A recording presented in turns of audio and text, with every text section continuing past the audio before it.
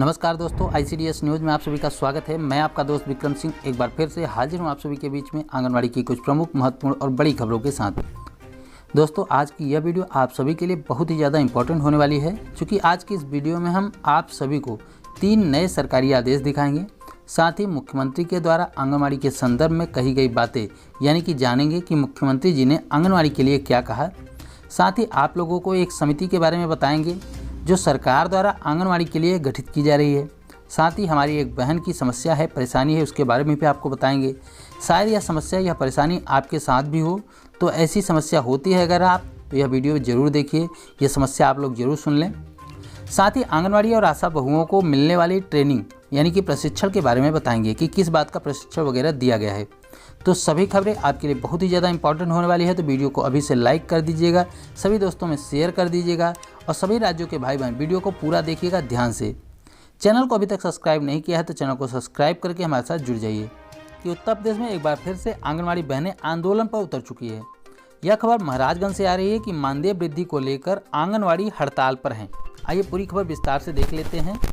लिखा गया है कि आंगनवाड़ी कर्मचारी व सहायिका एसोसिएशन के बैनर तले सोमवार को कलेक्ट्रेट में आंगनवाड़ी कार्यकर्ताओं ने धरना दिया। उन्होंने मानदेय वृद्धि की मांग उठाई। साथ ही आरोप लगाया है कि कम मानदेय में उनसे अधिक कार्य लिया जाता है। जिलाध्यक्ष छाया भारती के नेतृत्व में धरना दे रही कार्यकर्ताओं ने कहा कि सरकार 62 वर्ष की उम्र में ही कार्यकर्ताओं को सेवा मुक्त करके उन पर अत्याचार कर रही है। एसोसिएशन इसका विरोध करता है। उन्होंने सेवा नियमावली बनाए रखने की मांग की है। साथ ही 65 वर्ष पूर्ण होने पर ही सेवा मुक्त करने की आवाज़ उठाई है। इसके अलावा 18,000 रुपये वेतन एवं 5,000 रुपये पेंशन दिए जाने की भी मांग की है। अब हम आपको एक आंगनवाड़ी का दर्द दिखा रहे हैं, उनकी तकलीफ, उनकी समस्याएं देखें। देखिए, लिखा है बहन का नाम अलका कुमारी है, झारखंड से है। उन्होंने लिखा है यहाँ के क्षेत्रीय विधायक सीता सोरेन जी को टैग करते हुए एक ट्वीट किया है। देखिए क्या लिखा है। लिखती हैं कि मेरी माँ आंगनवाड़ी सेविका है, इनका वेतन 6400 रुपये है, लेकिन 27 अप्रैल से लेकर 19 जून 4 माह तक प्रतिमाह 3200 रुपये ही भेजा गया है।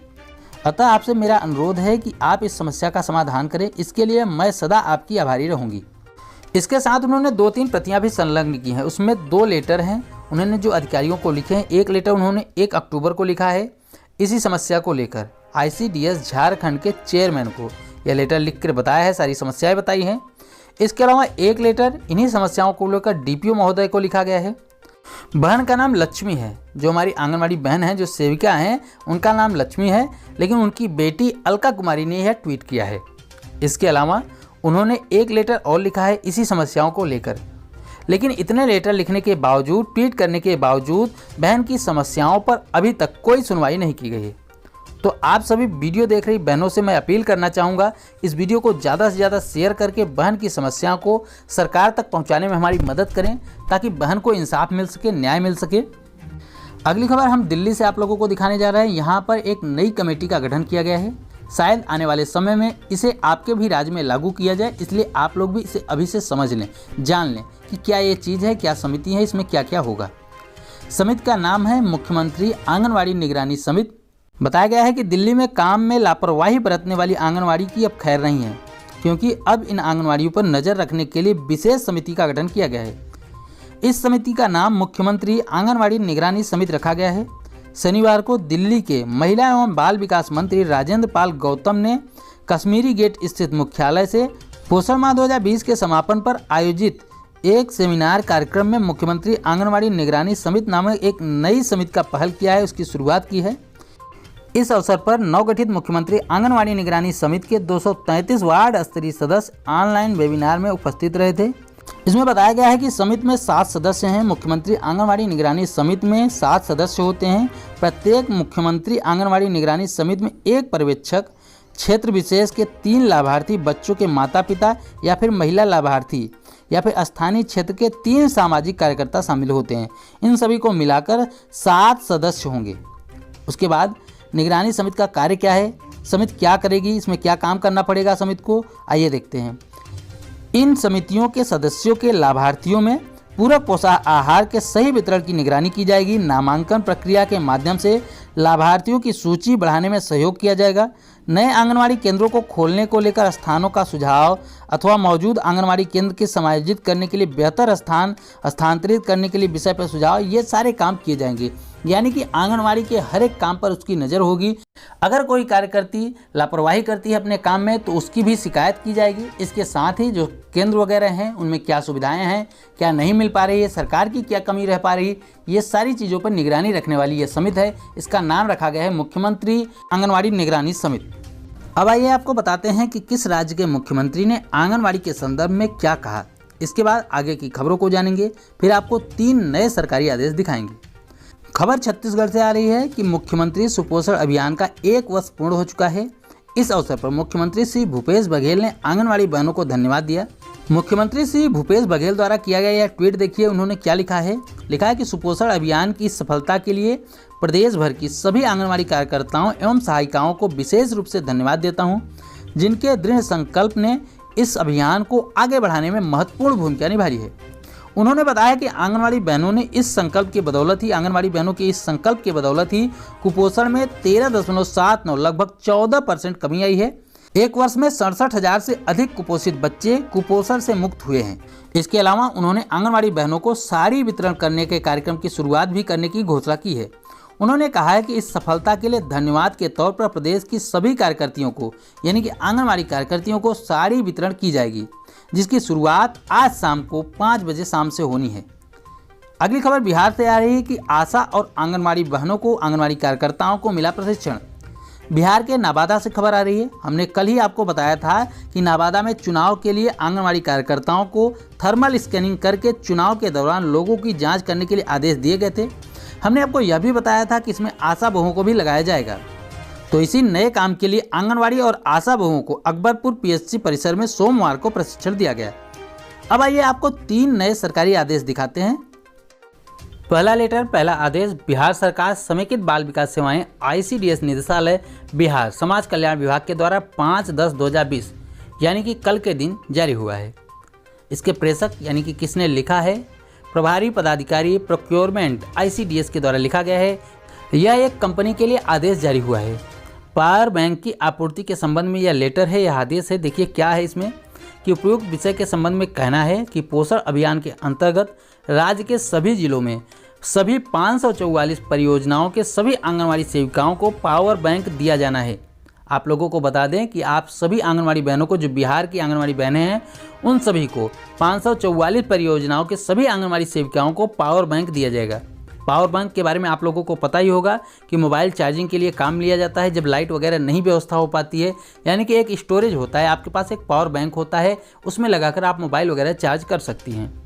जिसके लिए कल 1,20,454 पावर बैंक का क्रय प्रक्रिया में जेम पोर्टल से कराई गई, यानी कि खरीदा जा चुका है, जिसकी आपूर्ति आपके द्वारा की जा रही है, यानी कि लिया जा रहा है। विदित है कि आपूर्ति की जा रही पावर बैंक के संबंध में जिला प्रोग्राम पदाधिकारी औरंगाबाद, मुंगेर एवं पश्चिमी चंपारण द्वारा निदेशालय को सूचित किया गया है कि आपूर्ति की जा रही है। पावर बैंक में कैतित पावर बैंक खराब एवं क्षतिग्रस्त हैं। कई पावर बैंक ऐसे हैं जो खराब हैं, क्षतिग्रस्त हैं।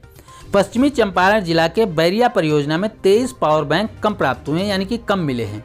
यानी कि इस प्रकार की कुछ समस्याएं आ रही हैं। कहीं कहीं पे खराब पावर बैंक मिल जा रहे हैं, कहीं टूटे फूटे मिल रहे हैं, क्षतिग्रस्त मिल रहे हैं और कहीं कहीं पे कम मिल पा रहे हैं। इसके लिए लेटर लिया गया है। लिखा गया है कि जिला प्रोग्राम पदाधिकारी औरंगाबाद, मुंगेर, पश्चिमी चंपारण से प्राप्त पत्र को संलग्न करते हुए निर्देशित करते हैं कि खराब एवं क्षतिग्रस्त पावर बैंक के स्थान पर कार्यरत पावर बैंक तथा कम प्राप्त सामग्री की आपूर्ति अविलंब की जाए। यानी कि सरकारी आदेश है यह। कंपनी के लिए आदेश दिया है, कड़ा निर्देश दिया है कि जो जैसे क्षतिग्रस्त पावर बैंक वगैरह मिले हैं परियोजनाओं में, उन्हें बदला जाए, उनकी जगह पे अच्छे दिए जाएं और साथ ही जहां पर कम प्राप्त हुए हैं उन्हें भी पूरा दिया जाए। इसके लिए आदेश जारी किए गए हैं। उसी के संबंध में यह दूसरा आदेश भी आप लोगों के सामने दिख रहा है। यह भी आदेश कल के दिन यानी कि 5 अक्टूबर को ही जारी किया गया है। समेकित बाल विकास सेवाएं ICDS बिहार के द्वारा ही यह लेटर सभी DPO महोदय को लिखा गया है, यानी कि DPO अधिकारियों को लिखा गया है, लेकिन विषय वही है पावर बैंक की आपूर्ति के संबंध में। पिछले लेटर में लिखा गया था जो खराब पावर बैंक वगैरह आ रहे हैं, क्षतिग्रस्त यानी कि टूटे वगैरह आ रहे हैं, उनकी आपूर्ति कंपनी के द्वारा किया जाए, यानी कि उनको सही करके उनके बदले में दूसरे दिए जाएं। साथ ही जहां पर कम प्राप्त हुए हैं उनको भी बदल के वहां पे और दिए जाएं, यानी कि जितने कम प्राप्त हुए उसको दिया जाए। लेकिन इसमें और एक बात कही गई है कि 5% अतिरिक्त पावर बैंक निदेशालय में अविलंब प्राप्त कराना सुनिश्चित किया जाए। यानी कि निदेशालय में जो इतने भी पावर बैंक हैं टोटल उसका 5% और भी ज़्यादा, यानी कि जो खराब होंगे या कुछ होंगे उसके बदलने के लिए अलग से 5% अधिक पावर बैंक दिए जाएं, इसकी आपूर्ति की जाए। इसके लिए आदेश यह भी जारी किया गया है। अगला आदेश भी कल के दिन ही जारी हुआ है और यह आदेश भी बिहार ICDS की तरफ से ही लिखा गया है। सेवा में जिला प्रोग्राम पदाधिकारी यानी कि DPO को लिखा गया है जहानाबाद के लिए। इसका विषय है कि जहानाबाद जिला अंतर्गत श्री चंद्रमणि प्रसाद, अध्यक्ष बिहार राज्य आंगनवाड़ी कर्मचारी यूनियन जहानाबाद से प्राप्त प्रतिवाद के संबंध में कि लिखा गया है कि उपयुक्त विषयक एवं प्रासंगिक पत्र के माध्यम से श्री चंद्रमणि प्रसाद, अध्यक्ष बिहार राज्य आंगनवाड़ी कर्मचारी यूनियन जहानाबाद का आरोप पत्र प्राप्त हुआ था, जिसमें जहानाबाद के अंतर्गत सभी परियोजना में व्याप्त भ्रष्टाचार के संबंध में कही गई बातें थी। प्रासंगिक पत्र के द्वारा प्रतिवेदन की मांग की गई है जो अभी तक प्राप्त नहीं हुई है। अतः अनुरोध है कि प्रतिवाद पत्र में वर्णित सभी बिंदुओं पर जांच करके 3 दिन के अंदर निदेशालय को उपलब्ध कराने की कृपा करें ताकि जांच प्रतिवेदन समाज कल्याण विभाग को समय से उपलब्ध कराया जा सके। हम आपको बता दें कि जहानाबाद जिला के अंतर्गत श्री चंद्रमणि प्रसाद जो कि अध्यक्ष हैं बिहार राज्य आंगनवाड़ी कर्मचारी यूनियन के, उन्होंने एक लेटर लिखा था। उसमें उन्होंने परियोजना में हो रहे भ्रष्टाचारी के बारे में बताया था, अवगत कराया था, कई बिंदुओं पर बात की थी कि यहाँ पर भ्रष्टाचारी वगैरह हो रही है। तो इसके लिए जिला प्रोग्राम पदाधिकारी यानी कि DPO महोदय को आदेश जारी किए गए हैं कि जो भी उनके शिकायतें थी उस पर जल्द से जल्द जांच की जाए। 3 दिन के अंदर जांच करके इसकी रिपोर्ट भेजी जाए, निदेशालय को भेजा जाए। तो ये थी दोस्तों आज की कुछ प्रमुख और महत्वपूर्ण खबरें। उम्मीद करता हूँ कि सारी खबरें आपके काम की रही होंगी।